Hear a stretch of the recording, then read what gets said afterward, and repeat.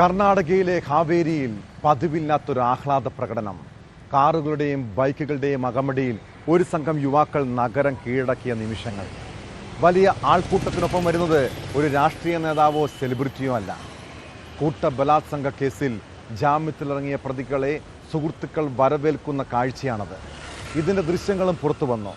1.5 വർഷം മുൻപ് ഹാവേരിയിൽ യുവതിയെ കൂട്ടബലാത്സംഗം ചെയ്ത കേസിൽ റിമാൻഡിലായിരുന്ന 7 പ്രതികളാണ് കഴിഞ്ഞ ദിവസം ജാമ്യത്തിൽ പുറത്തിറങ്ങിയത്.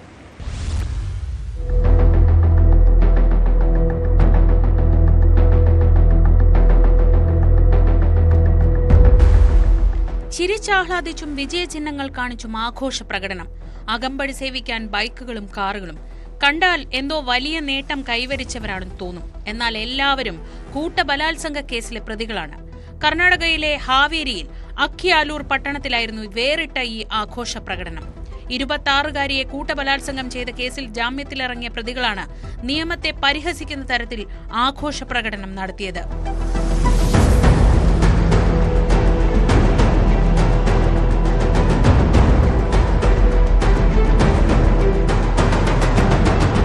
അഫ്താബ് ചന്ദനക്കട്ടി, മദാർ സാബ് മന്ദാക്കി, സമീവുള്ള ലാലൻവാർ, മുഹമ്മദ് സാദിഖ്, ഷോയബ് മുല്ല, തൗസീബ് ഛോട്ടി, റിയാസ് സാവിക്കേരി എന്നിവരാണ് കഴിഞ്ഞ ദിവസം ജാമ്യത്തിലിറങ്ങിയത്. 2024 ജനുവരി 8-നായിരുന്നു കേസിനാസ്പദമായ സംഭവം. ഹാവേരിയിലെ ഹോട്ടലിൽ മുറിയെടുത്ത വ്യത്യസ്ത മതവിഭാഗത്തിൽപ്പെട്ട യുവതിയെയും യുവാവിനെയും പ്രതികൾ ആദ്യം ആക്രമിക്കുകയായിരുന്നു.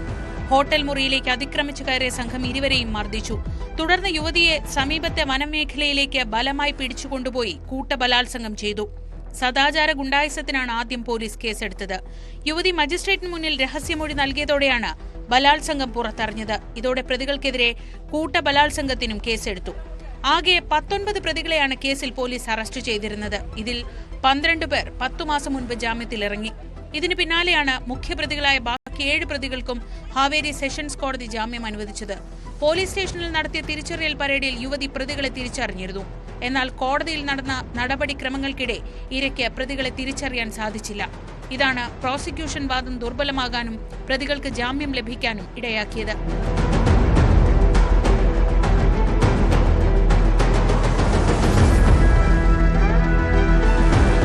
ന്യൂസ് 18 ബംഗളൂരു.